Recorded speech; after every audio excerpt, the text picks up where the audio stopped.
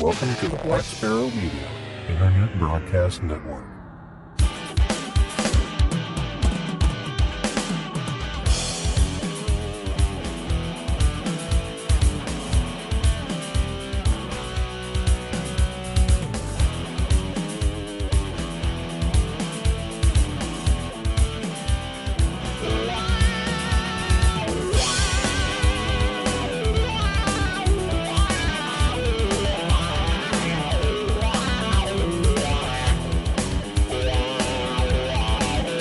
You are listening to Linux in the Ham Shack.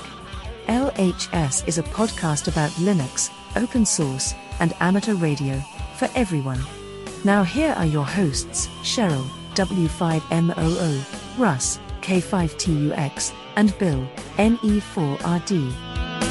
Well, hello everybody, and welcome. You have tuned into episode number 573 of Linux in the Ham Shack, the most terrific amateur radio podcast on the internet. And you have tuned in for our deep dive episode, and we thank you all for being here. We appreciate that. We appreciate the listenership.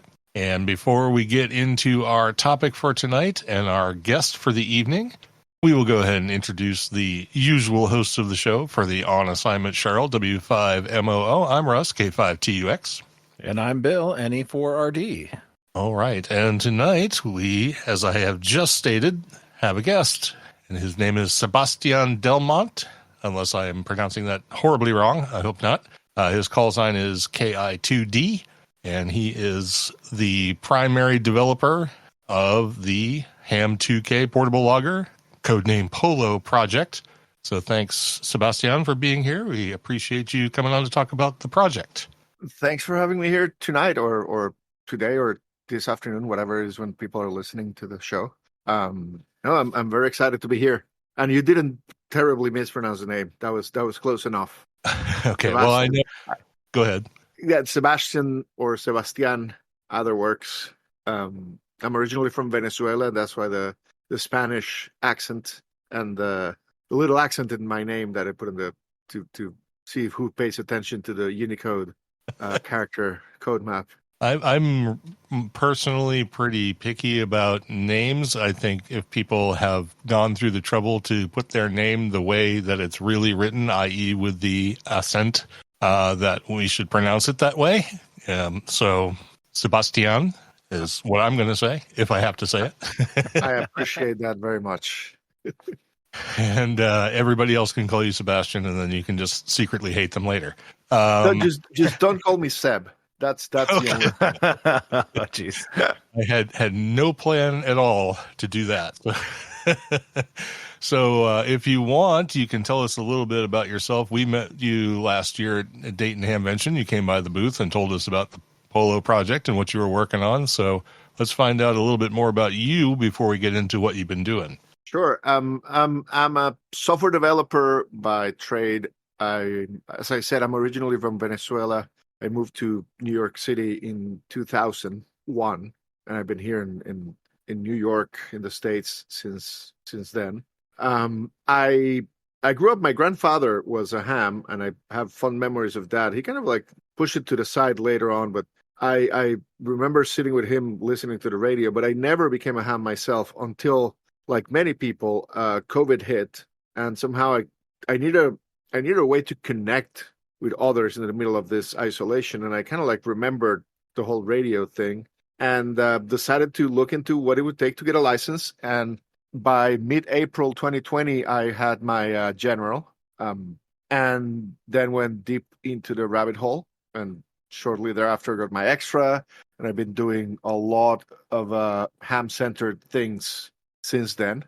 I've been involved with the Grid Tracker team. I think we've talked about this in the past, you and I, and I started doing contesting and I started doing DXing, and lately I started doing PODA and realized that the state of portable logging was not what you would have hoped. And since I know how to write software, I decided to shut up and show what I had in mind and started working on PoLo a bit over a year ago. The first few lines of code were November 2023. in New Year's of 2023, I did my very first activation while hiking on a park. And for Winter Field Day, I used PoLo with the local club. Only 2 people were logging. And in March, I had the first few public betas, and then it's been just growing ever since. And nowadays, there's, I don't know, about 16,000 people have downloaded the app. There's hundreds, if not thousands, of people. Not in the middle of winter right now. Right now, it's more about 400 or 500 people using it every day. But in the spring, it's going to be thousands, and it's been great. We've been able to kickstart a community, a very healthy community. Lots of people are getting involved, and I'm having a lot of fun building this, basically. Yep, and I have to say that I personally don't do any portable logging. If I'm logging, it's because I'm here at my home QTH. So my experience with this is very limited. So limited, in fact, I've had the app on my phone for an hour. So that's exactly what I know about it and all the playing around I've done with it. But we're definitely going to get into what it is, what it does, and all that. But I think everybody kind of knew that portable logging was in a pretty poor state for a long time. There are a couple of, I think, Android apps out there that will do logging, but I've never heard anything much about them or that they were any good or anything like that. This was kind of when you walked up to the booth, it was really the first time I had heard anyone sort of really pushing portable logging solution. And of course, with PODA and SODA and stuff becoming very popular over the past few years, this is really nice for mobile activations. So let's talk a little bit about PoLo. First of all, I see it's open source, which is fantastic. It's hosted over on GitHub, and if I remember right, was it Mozilla? It was Mozilla license, right? MPL. It's a Mozilla license. That's right. All right. The main reason is I wanted to be able to make it open source, but still retain a little bit of control over the official package distribution on the app stores. And the main way I do this is that, one is try to create a strong brand that people cannot take over. And the other is that with Mozilla, I was able to, part of the application, there's a small set of files, for example, that are not open source. That's basically what's required to distribute the app in the App Store, to manage the update servers and things like that. With Mozilla, I was able to have each file have its separate license and copyright, so that I could mix and match the 99% open source files with a 1% closed source without breaking my own license. I know that if I owned the copyright of the main files, I could have done it anyways, but I wanted to do something that would allow me to take contributions from others and merge them with this 99% open, 1% closed model in a fair and clear way. And looking around, the Mozilla license seems to be the most appropriate for that. I normally tend to go with just MIT for general projects I do that I make open source. But this one was a little bit more complex in terms of what the distribution would look like. And yeah, it took me, I actually spent more time looking at license information than I've ever in my life, trying to figure out what was the right approach here. Well, that makes a certain amount of sense, especially if you're borrowing code from another project or something that you haven't written and you want to, retain proper copyright of the included parts, certainly. Mm-hmm.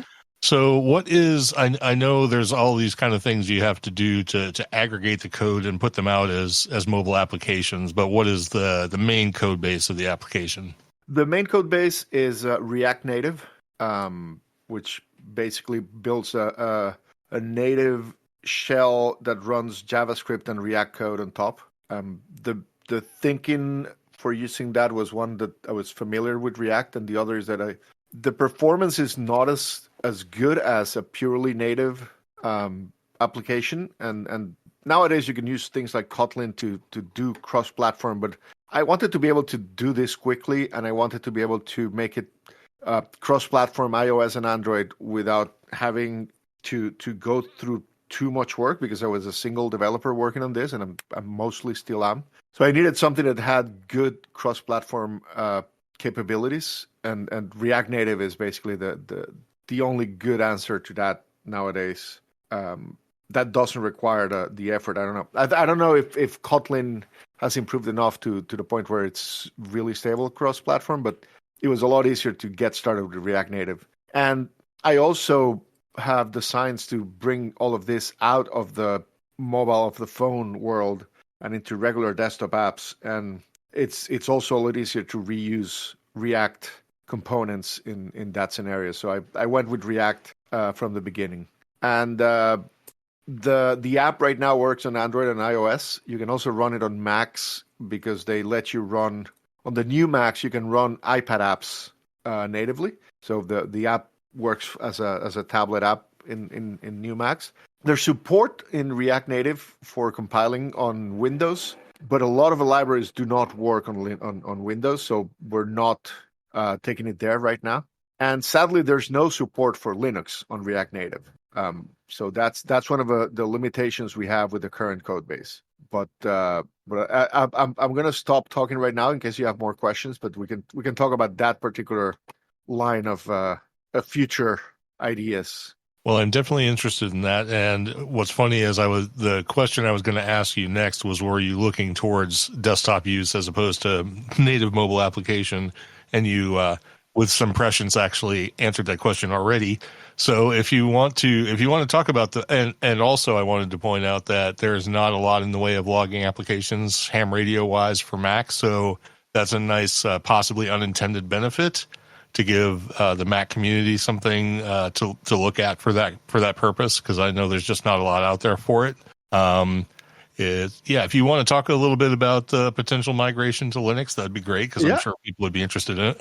And it's a question I get all the time. I think it's probably the most requested feature is Windows support. I don't get that many. I mean, I've got people asking for Linux, but people want to use PoLo on their regular laptops and computers. And the easy answer is that it's definitely in the top of the plans to come up with a desktop version, and it's going to be most likely an Electron app. I know that people have strong feelings about that, but again, it's the shortest path from not having anything on those platforms to leveraging all the code we've written on PoLo with React components and having a decent desktop version. So we're going to go with Electron most likely. And the plan is to start tackling that in the next month or two. I don't know how long it'll take to get the very first fully functional version, but I don't think it's going to be too long. And if things work as I hope, in a couple of months after that, we'll probably have most of the features from PoLo running on Windows, running on Linux, running on Macs, running on all kinds of OSs that are supported by Electron. And I mean, because like you said, there's no good loggers on Mac. I mean, it might be a strong opinion, but I haven't found a logger I like. I've found loggers I tolerate. I found plenty of loggers that have great ideas in many areas and that do many things well. I haven't found a single one or even a couple that really leave me satisfied and that do everything I want them to do. So part of the reason I started PoLo is that I want to build the logger I want to use and I want to have. And I started with the phones in part because it was where the need was the largest. And because it forces you to solve a lot of problems for small screens, for resource-constrained devices, that it's easier to take a good solution from the phone and move it to a desktop than try to take something that worked well on a desktop doesn't necessarily mean it's going to work well on the phone. You might not have the screen real estate to solve a problem. And you can imagine that you take any of the contest loggers, that they solve most of their feature problems by adding new windows with whatever it is that they wanted to display. And now when you want to do a contest login, you have 40 windows open. That doesn't move well to a phone. But if you manage to figure out how to do good contest logging on a phone, you can probably build a pretty damn good contest logger on Windows following those same patterns. So I decided to start tackling the harder challenge first, to come up with some good ideas that I could move then into desktops. And that's kind of like the stage we're at right now. Oh, that's very good. And you mentioned Electron, and I think I could hear Bill clinch a little bit from here. But at Well, least, JavaScript in general, but at least it's a path forward, and it does create the ability to have that multi-platform environment. And as you were talking about migrating it to an effective desktop, possibly contest logger, we have Mike in the chat here listening to us, K6GTE, who's doing the same thing right now. He's writing a replacement for N1MM, which is Python based, and it's cross-platform, of course. And it's a very good contest logger. It's very feature-full and usable right now, even though it's still obviously in active development. I don't know if you know Mike or have talked to him about it, but you might want to get together at some point. We haven't. No, I would totally love to. We haven't talked. I believe I know about his project, not 1MM, right? Yes, that's correct. Yeah, and I mean, I'm excited anytime I see anybody trying to do something new in the logging world. I think that it's been stock for a very long time. I mean, software for amateur radio has been stock in the late 90s for a very long time, and except, I mean, there's plenty of exceptions, but a lot of the apps need people trying to take a different angle and try new things and come up with new ideas, because there hasn't been much of that in a long time in the logging world. Yeah, I totally agree, and I'd love to see the new things coming about, like PoLo and not 1MM and the new paradigm, and they're really well done, really well built, and we like to see where that stuff is headed. But we're not going to talk about Mike tonight. We've talked with him enough. We're going to talk about you, and we're going to talk about PoLo. So let's get into the application itself. Obviously, right now, the primary focus is on mobile devices. So if you have an Android or an iPad or iPhone or anything like that, you can, of course, get it from the relevant app store. It's a pretty easy install, a couple of quick questions at the beginning, and you have the application up. But if you want to talk a little bit about like the initial setup and what you need to do to sort of get yourself online and be able to log your POTA activation or whatever, we'll let you go for that. Yeah. So yeah, like you said, when you first download the app, it'll ask you what your call sign is. It will ask you for privacy permissions if you want to share your data with us, the developers, to better understand how you're using the app. And if you want to share your data publicly, because there's some features I have in mind in the future of showing you a little bit like who is logging whom up in the air, kind of like a PSK reporter for POTA contacts. But that's not in place yet. But I ask people if they want to share their data publicly. And finally, it gives you a couple of options as to what interests you in terms of logging. Like it asks if you want to do POTA. It asks if you want to do summits on the air. I think it asks for worldwide flora and fauna, which is something very similar to POTA. And then that's it. Then you from there you're dumped into the main screen that lists your activations. And the first thing it does, actually, if you left the defaults and you said that yes, you're interested in POTA, you'll get a little yellow notice at the bottom asking you to download the database of POTA references, of POTA parks. PoLo tries to download all the data it uses so that you can use it offline if you're in a park with no cell phone connection. So that's the first thing it does. And one thing that it, just to try to keep things quick, it stops there. But if you go to the settings, there's a section called app features that shows all the other things you can do on PoLo. It's a little bit kind of like a plugin system. The plugins are not downloaded from anywhere, but you can enable and disable things that interest you. And that includes not just summits on the air and flora and fauna, but like bunkers on the air, English castles, Belgium castles, silos on the air, which is the thing they do in Australia. It has support for field day and winter field day. We're working right now on QSO parties, etc., etc. So it's worth going into the app features section and checking all the options you have there. That's where most of the new features are gonna show up. The QSO parties is one of the latest ones, and so it's good to visit it every now and then to see if there's something new that you might have missed and you want to enable to use based on what you're interested in. Then, so now you're you're in the home screen, and there's a big button at the bottom that says New Operation, and that's where you probably want to get started. And it will. The key is a section called Activities that has a little button that says Add Activity. So PoLo is centered around the idea of organizing things around operations. Like me going out this afternoon for a couple of hours of activating a park, that's one operation. Me going tomorrow to a different park is a different operation. But one operation, and this is something that most other loggers never did. They have templates and things, but one operation, it doesn't mean one activity. When I'm out operating, I could be activating a POTA park and a summit at the same time, or a POTA park and a World Wildlife Park at the same time. I can be doing POTA and Winter Field Day at the same time. So you add the activities you want to include in your activation in that section. And then for each one of those activities, you specify whatever is necessary, the details for it. So if you click on POTA, it'll show a screen where you can enter your park name by name or reference. And this is where most people will have looked up in the POTA website what park they're going to, and they know the number and they will enter the number. With PoLo, you don't need it. Will show you nearby parks based on the phone location if you give permission.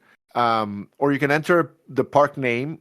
And one of the things one of the things that pushed me finally to writing PoLo was that I got tired of other logging apps that would ask me to type the POTA park reference perfectly. So I would have to type US dash and the 4 digits, where the phone knows where I am. I don't need to type US. I don't need to type a dash. So I've really made an effort on PoLo to try to deduct as much information as possible from the context and not have you enter it. So when you pick a park number, all you need to do is type the digits of the park, and it will filter it and show you the right park based on that. Or most of the time, the nearest park should be the one you're interested in. You pick your park, you go back, and now you can click the logging operation is divided in 4 tabs. One is for your QSOs, that's the actual log. And you can go there and start typing a call sign. And if you've entered in the settings your QRZ credentials, it'll do a QRZ lookup. It uses free QTH-DB. If not, it's much slower. So I really recommend, if you have a QRZ account, to enter in the settings. And that's it. You press enter and the call gets logged. The second tab is spots, and it will show you if you have internet access at the time, it'll show you the spots from the POTA website. And as you would expect, if you tap on one of those, it'll populate that information on your logging area. So for you to hit send and submit and show it. The next tab gives you a map that shows you where the contacts you've made so far are located. And the final tab is the tab you first get when you open operation. It's called the operation tab, the settings. And that's where you added your park and defined what your operation was about. But it also has a section called Manage Operation Logs, which is where you can generate the ADIF and any other export relevant for the operation you're doing. PoLo is not like many other logging apps that are centered around ADIF, that your log is an ADIF file and only one ADIF file. PoLo and operation is a different type of data structure. And when you're done with your operation, you want to export different files based on what you're doing. So if I'm doing a POTA operation at a twofer, basically a park that overlaps another park, so it's 2 references, and I'm also doing Winter Field Day, then I have a single operation that will produce one ADIF file for the first park, another ADIF file for the second park, and a Cabrillo file for Winter Field Day. And each one will have the relevant fields and information for whatever program or activity that is. So, and here's where you produce these files. You click export, and in like typical mobile app fashion, it'll show you like the share dialog. So you can send it to your files, save it, download it, put it on Dropbox, put it on your email client or whatever you want to do. And from there, you do whatever it is that you want to do to submit those logs for the program they're relevant for. There's lots of ideas to make this even more automated. So you can submit directly to POTA or to contests and things like that. Sadly, most of these activities don't have good APIs or ways of doing this in an automated way. So we've delayed implementing this to see if some of that gets added, particularly on the PODA front. But it's taking too long, and we're reaching the stage where I'm probably going to sit down and try to figure out a way of automating a web widget to do that submission for you directly from the app. And that's it. You're done with your operation. You can put your phone down and you can go back home and think about when you're going to go out to operate again. Very good. I was playing around with the features on my iPhone here while you were talking about it. So what's the spot data coming from?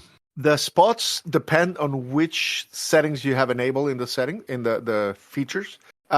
They could come from if you go on the spots, there's a big orange button that says all bands, all modes on the top.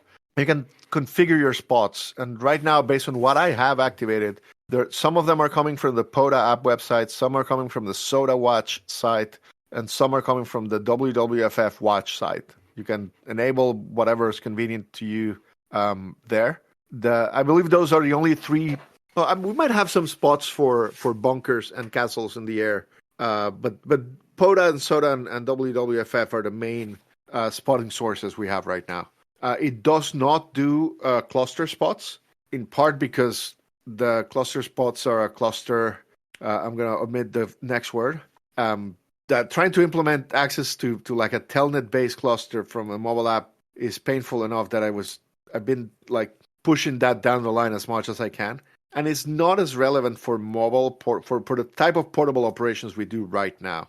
I'm getting into the QSO parties, and that's there. It starts being more relevant. So we might have to tackle it sooner this year than I had thought. But we'll see. For now, the spots are basically PODA and Soda relevant spots. Okay, very good. I didn't know if you were going to like link into like the RBN. I don't know if you feel like it's important for people to know where they're being heard doing portable activation, or if it's just there's no the being able to confirm. The good news is that PODA is linked to the RBN, so they will show you if you're being spotted there. Or if you're being heard, so you get some feedback there. But yeah, I know what you mean. It'll be great to have a little thing that tells you, yep, this person has heard you this or there. This RBN station has reported you.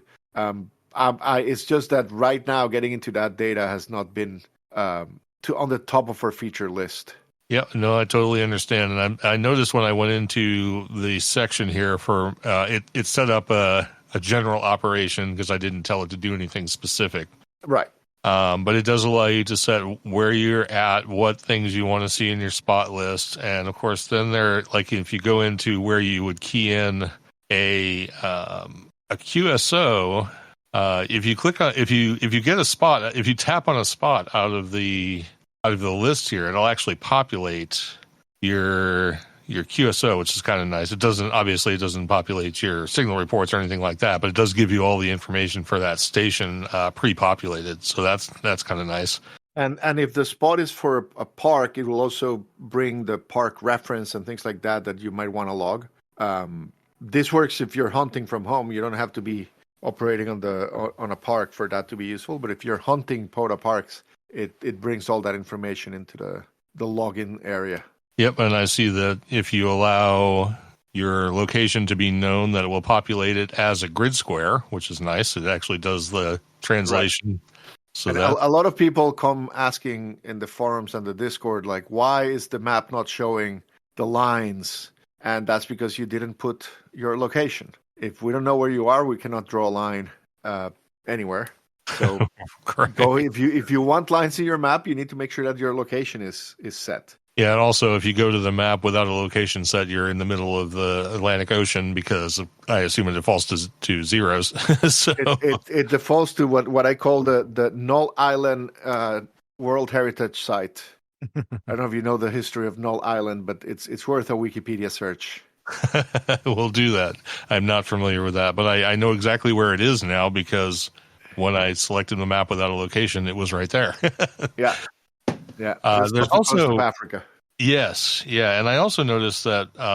Let's see, where was it? If you go into I was in the General Operations tab, and I picked QSOs, and then I expanded this, and then there's like a more, and there's lots of things you can throw in there as well, too. You can throw in an op call, exchange data. So I guess if you're doing like WFD or something like that, you can put in your class and whatnot. If you're doing any, I mean, the more is kind of like if you want to edit all of the random data that's included in a QSO, like I think that if you go into more, we probably did something wrong. Whatever you need for your operation that day you should not need to go into more. So if you're doing winter field day, your winter field day exchange should show up, and maybe you want to do that. If you go into settings, go to application features and enable winter field day, and then go back to that general log. Right. Go back to that general log you started, and now click on the add activity, and you should have winter field day.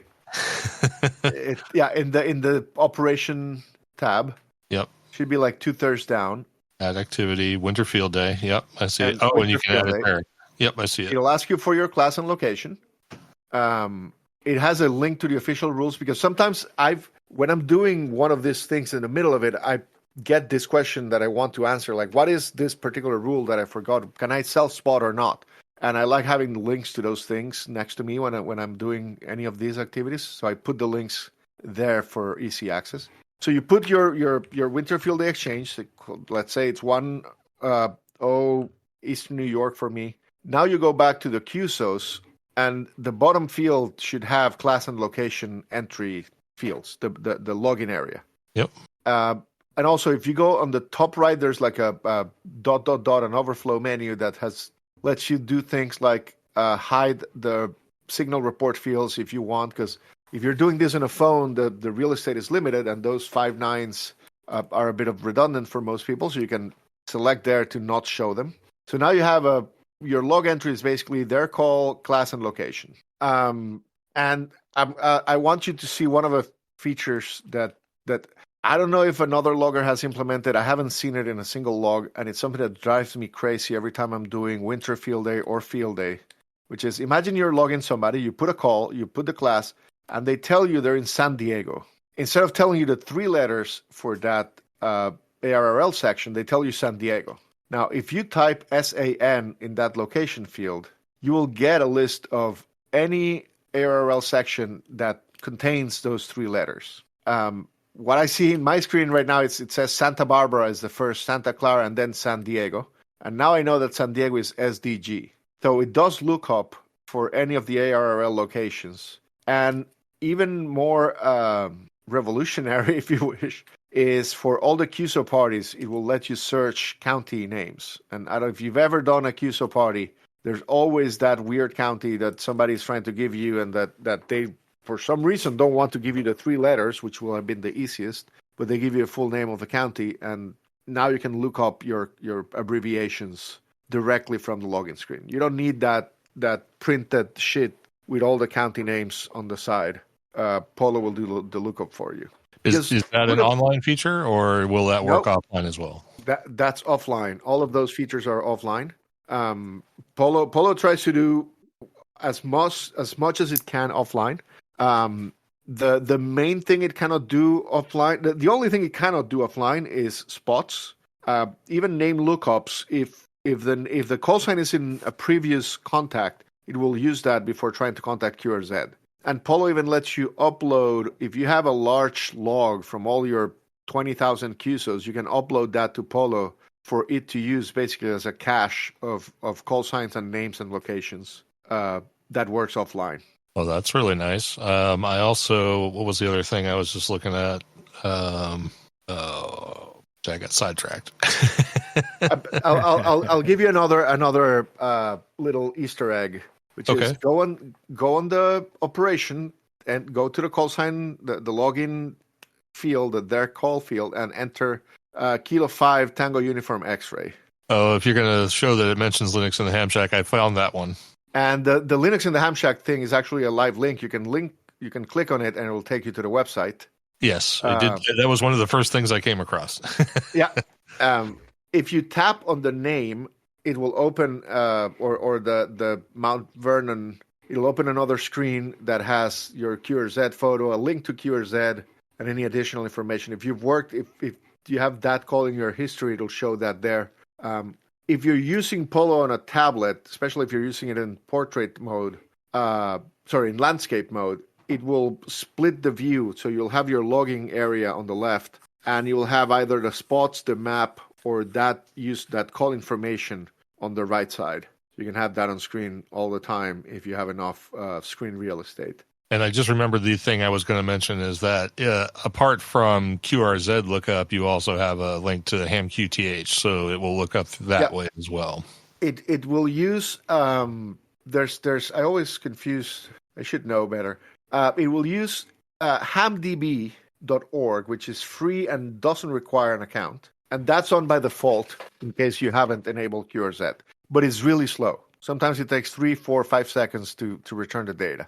It also uses Ham2K, that one requires an account, or QRZ, that also requires an account. If anybody knows of any other good lookup services, let me know, because I'll add it right away. All right, I have a question. This might be sort of out of order for the discussion at hand, but it's something that came up, and it's a feature that I am sort of tied to when it comes to logging, and that is harnessing rig data. When you want to log something, being able to have the application already know your frequency, mode, and stuff like that is great. I think in my brain this would be possible, especially if you're using something like Rig Control D, because that publishes your rig data using a TCP socket. And even doing like a local Wi-Fi connection, that's something you could do. You could pass data back and forth between a laptop and the application. Is that something you've even thought about? So if there's something, I said before that Windows support is what people ask for the most. Cat control is the feature I want the most. The main thing is I do not want to do it in a way that requires you to have your laptop with you. And one little complication is that, especially on iPhones, the only inbound channel that's easy to program for is Bluetooth Low Energy, and no radio supports BLE. On Android, you can do some USB serial and regular Bluetooth, but that's a big problem to implement cat control for mobile. If I had the desktop app, it'll be very easy to add support for serial and others. But what we're working on, and with some people in the Ham2K Discord, is trying to come up with the smallest, simplest device that can take a USB serial connection, act as a host for a USB serial connection, and convert that to a BLE, a Bluetooth Low Energy stream. So that from you connect this little thing, kind of like the what's the name, the DigiRig, something like that you can carry with you on the field, and you can also have at home at the QTH connected to your serial. And that, yep. We've been discussing, some of the people, including some of the people have been looking at doing ESP32s. I order a Pi Zero to see if I can get something going there. We've been trying to figure out how to solve this in the simplest possible way, because it'll be easy to tell people, yeah, but besides your radio, you have to bring a laptop and have it running on Wi-Fi and connected to your radio and running this. Any of there are multiple alternatives to run rig control that offer some TCP, but that's not going to work for the portable operations that PoLo is really focused on right now. And like I said before, I think that if we solve this problem for portable operations from a phone, it's going to be a lot easier to move that solution to the comforts of a home QTH and the roominess of a laptop than going the other way. That solving it with big software on a laptop and Wi-Fi connections, then moving that to the phones is going to be really hard. But trust me, I want to get rig control, and going both ways. I want to be able to spin the dial and have PoLo keep track of my frequency, and I want to be able to tap on a spot on PoLo and have it get the radio jump to that frequency. It's definitely one of it's at the top of the top three features we need for PoLo right now, and are cat control, desktop version, and sync between devices and backup of your log data as part of that sync. All three are being worked on. Sync is the one that's the furthest along. Cat control will probably come next, at least a simpler version. And once we get the Windows version, it's that sure that one can have more complex features around cat control because it has full access to serial data, to even sound and whatnot. But yeah, we want cat control, and we want to even do things like CW keying, kind of like what contest loggers do, that let you press F1, F2, F3 and send special messages. We want that in PoLo. If you're doing CW in the field and you can get something to key for you, that's life-changing. Yeah, that's fantastic, and that's way beyond what I was even considering. I mean, just having the rig, just being able to pull the rig is great for me. Yeah. But now, not having automatic frequency tracking, I mean, part of it is that for most of these portable activities, all you need to do is keep track of the band and mode. None of them require specific frequencies, but there's a little widget. There's a set of widgets on top of the login area. One of them, the first one is the time. The second one is like a radio that has your band and mode. If you tap on it, it opens the fields for you to enter, pick the band from a drop down, enter your frequency, enter your mode. You can also, if you go on the call sign enter, the logging field, you can type 20M, 20 meters, press enter, and it will change the band for you. You can also type 14200, and it will jump to 14200 megahertz. Unlike many other loggers, again, things that have driven me crazy that I tried to correct here, you can type 14.200 or you can type 14200. PoLo can figure out what you mean because there's actually very little overlap between frequencies like that. So if you type 14200, we know you are not trying to tell us you want to operate in the 14,000 megahertz band. And you can even type, if you're moving around the band trying to look for where to work somebody, you can even type .300 and it will just update the decimal part of your frequency. Also, if you type 14.050, if you type 14.050, it'll tell you what it's about to do so you can confirm. It says change frequency to 14.050 CW. It knows the band plan and it will suggest it'll switch modes for you when you switch frequencies, when the band plan, when the frequency can obviously confirm what type of mode you want to operate. Right, so that's fantastic. I like that you considered these things when putting this into practice rather than just throwing it out there and saying, here, enter a frequency. And the reason this works this way is that I first did the bare minimum I needed to do to get this to work, which was that little widget that opens the 3 text fields. And then I went out and activated a park, and it was annoying. And I started thinking, how can I make this less annoying? And slowly added more and more features to make it more and more efficiently. One thing that, again, if you're doing, if you've ever done parks on the air activation with any other logging tool or even paper, you would have to enter your frequency somewhere, have to do all of that.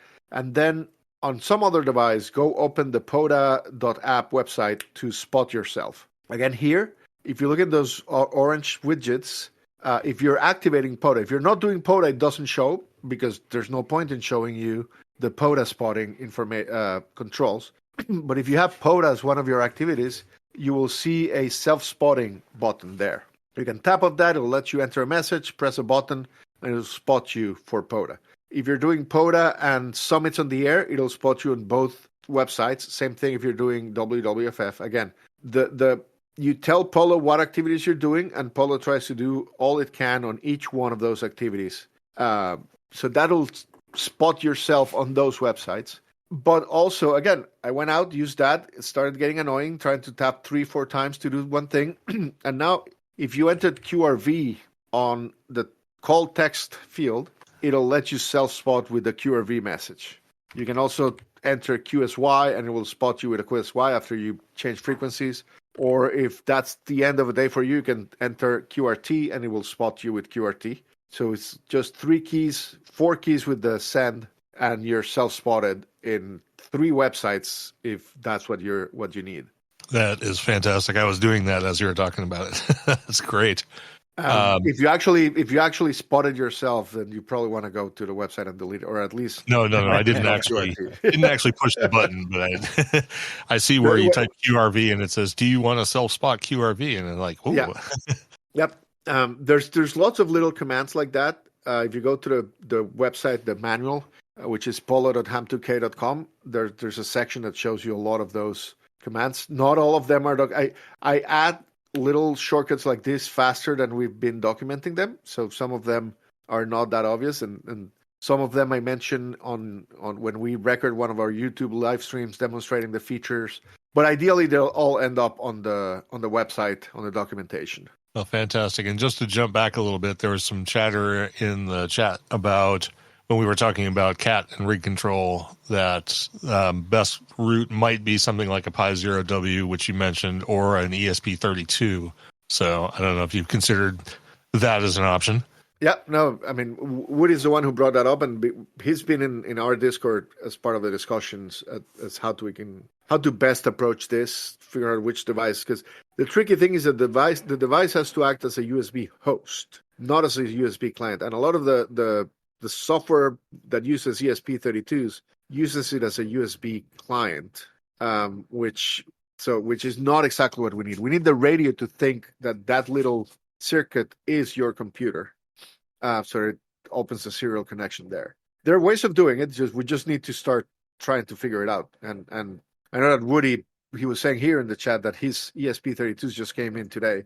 So I'm hoping that by tomorrow morning he'll have a prototype working. Ambitious. But I have also, as I usually do, monopolized the conversation when it comes to interviews. So I'm going to hand it over to Bill here and see if he has any questions for you.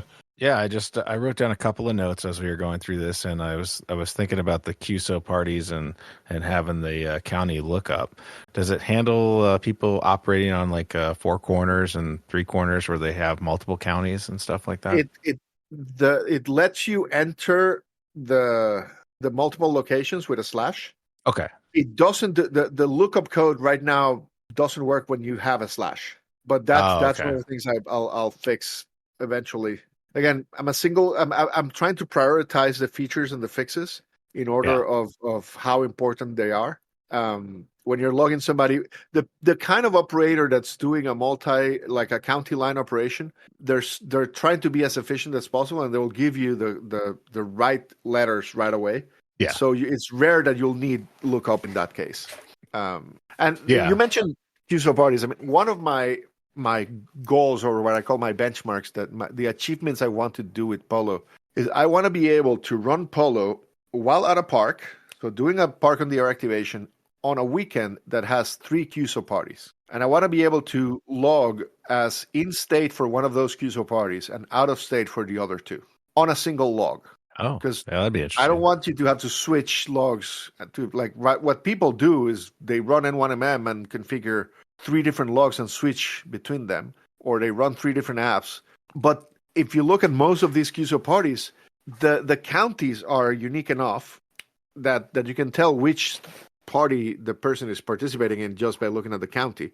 And for the few counties that are common, say Washington County, which happens to be in most states or something like that, if the abbreviation is the same in both states, then you ask the person, are you in the Illinois QSO party or the Ohio QSO party? And PoLo will tell you basically, hey, whatever you entered, it's ambiguous. It has to be one of these 2 states. If, for example, I already get from the call sign a QRZ lookup that you're in Ohio, then PoLo doesn't even need to ask. That's enough information.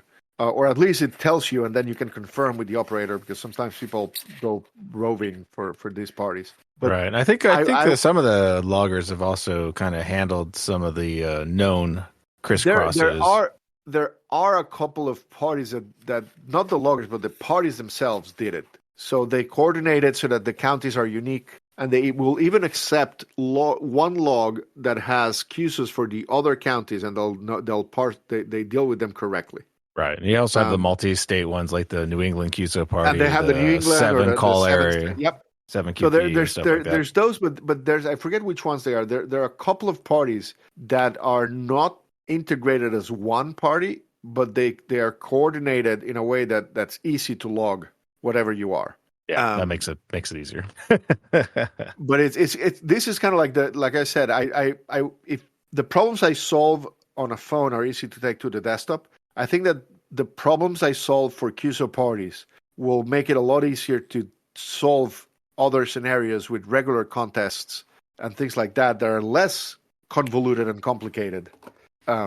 So that's one of my North Stars, being able to do a single one weekend multi QSO party on a single log, and then produce the 5 different Cabrillo files you need to submit to each one of them.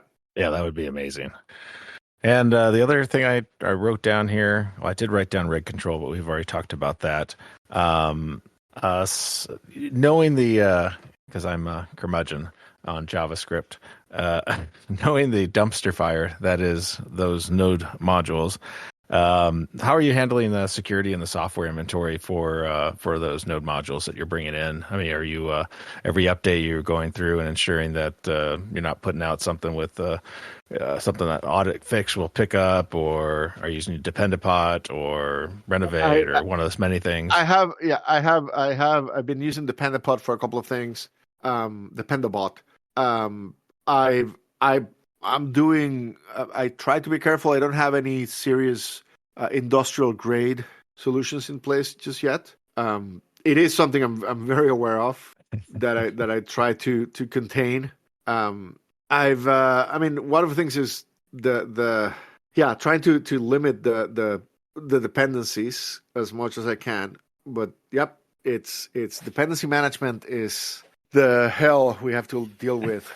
Yeah, it's all too real these days. Yeah, I noticed there's only 3 highs on your mainline branch right now, so that's not bad. But just something to keep in track of those. 'Cause I noticed like on the GitLab or the GitHub, you don't have the security tab doesn't actually populate anything because nothing's set up for security right in the repo. That's a good point. I'll look into getting it on GitHub. I have the Dependabot on the private repo, but not on the public one. I should put it there because every time I also get moving things between the two is painful. So I'd rather do things on the main line than on the private repo. Yeah, I understand that. Yeah, that's all the questions I came up with. I mean, this looks really, really cool. I've been kind of playing with it on the phone as you guys have been talking about it as well. So, it's very, very well built. And I mean, one thing that I'm sure that Mike, Kilo 6 Golf Tango Echo with Node 1mm built in Python is that there's something about there's a jump in the approach to programming that happened somewhere in the last 20 years where people realize that these machines have lots of memory and they have lots of storage. Even phones with whatever we consider limited storage and CPU, JavaScript runs way, way faster than we ever need it to run. Python runs really, really fast.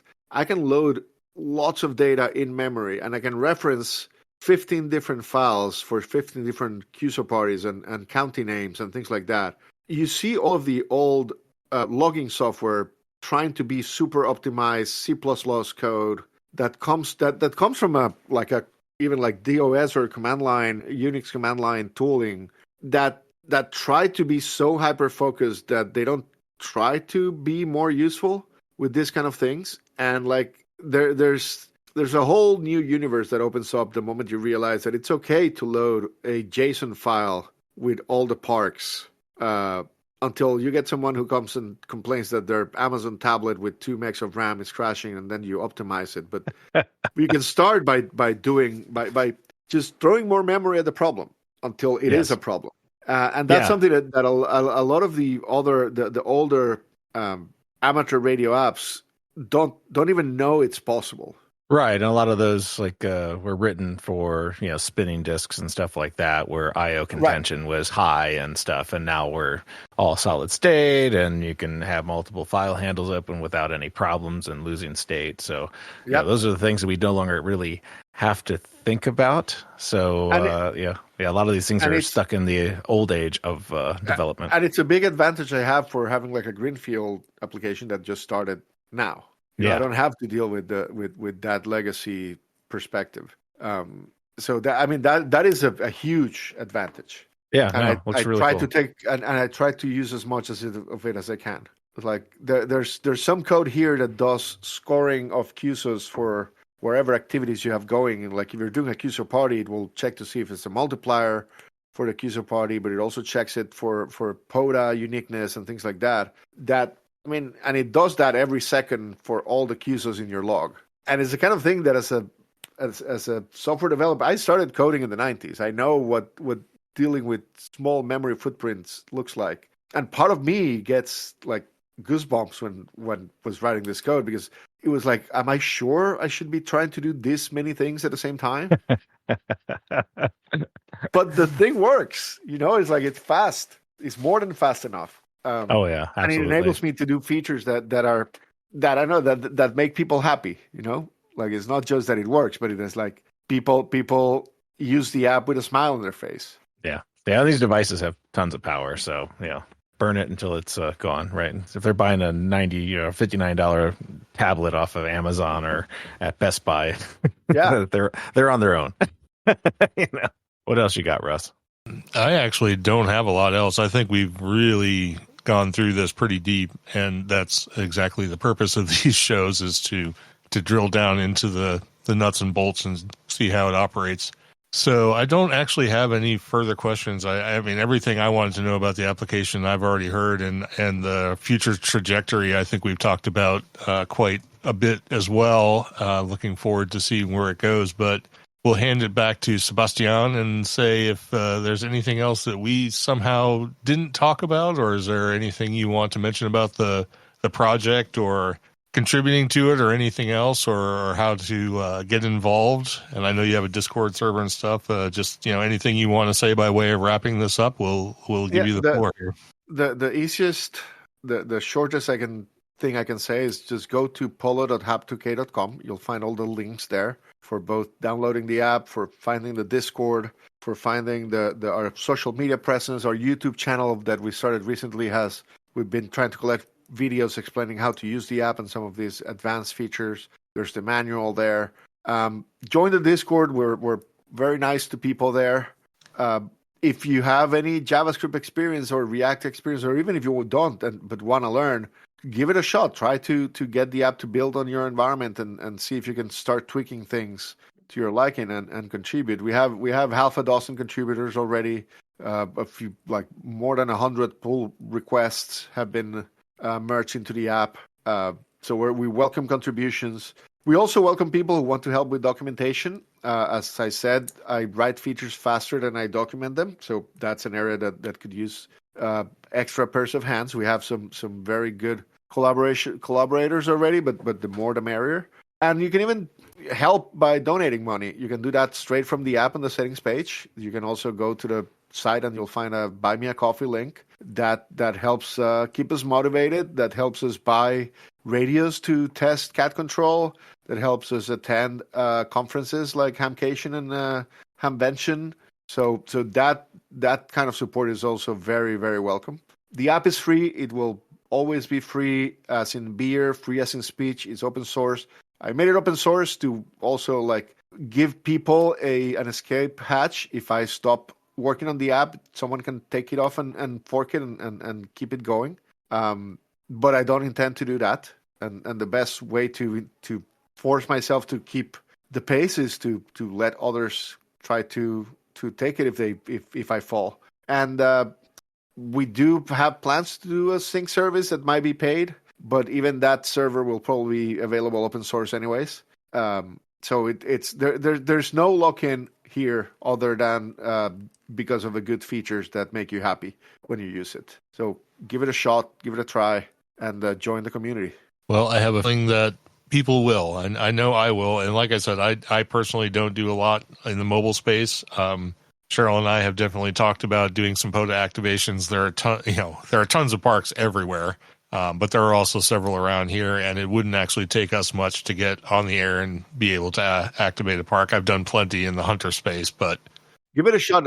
The best thing about PODA is that it's probably the only way you can get a pileup without having tens of thousands of dollars in a station in the middle of a contest. You go to the right park on the right day, and if propagation is fine, you will do 200 QSOs in 1 hour, and that is exhilarating, and that you only can get it through POTA or through a contest if you have a super competitive station. So give that a shot because it's fun.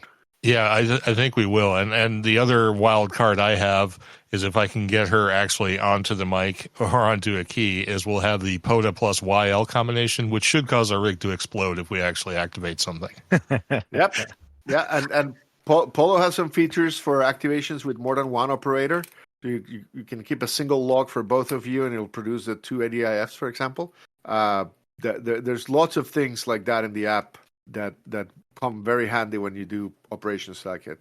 Well, that's fantastic, and I really appreciate you coming on tonight to talk to us about the project. And I guess, do you want to mention what you mentioned to us earlier for those who may not know about the event in May?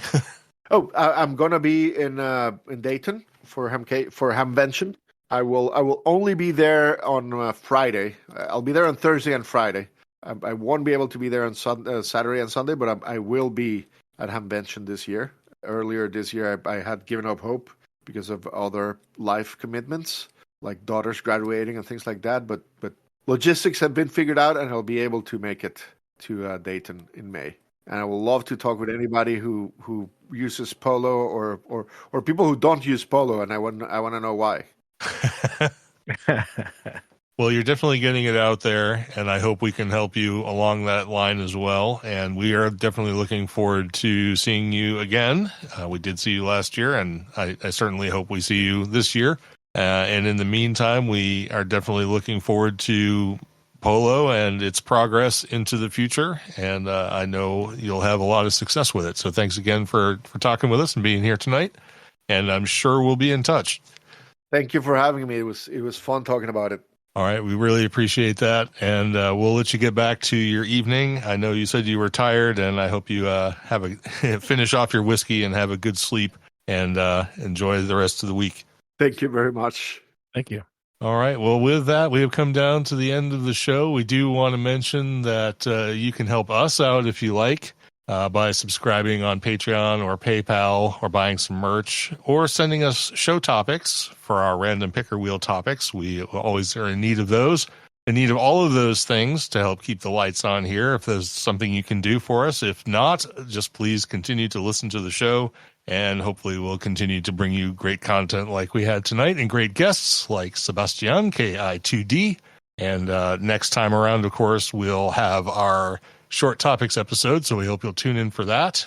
I was a slacker today, did not get the social media stuff published, but we have a live audience. We had Mike, K6GTE, Woody, KC1VOP, Eduardo, PU5PEO, and Tony, K4XSS. We thank them for being part of the show tonight.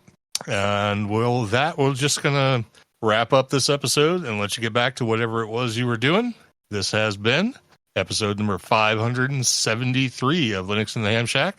And for the On Assignment Cheryl, W5MOO, I'm Russ, K5TUX. And I'm Bill, NE4RD 73.